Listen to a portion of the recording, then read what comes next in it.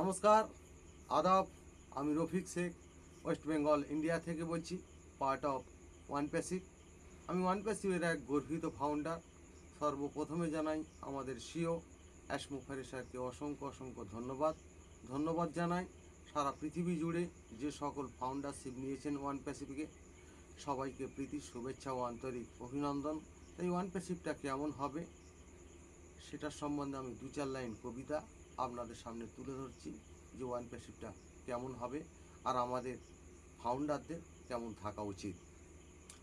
One passive হলো সারা পৃথিবীর মানব জাতির বন্ধন।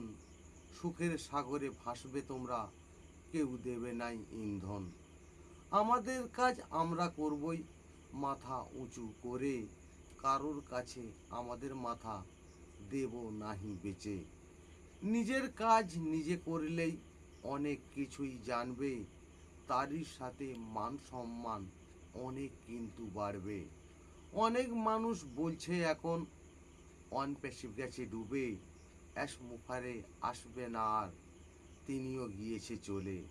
অ্যাশ মুফারে হাসতে হাসতে এই কথাটাই বলছে, ওয়ান প্যাসিভ আসছে এবার, সারা পৃথিবীই কাঁপছে।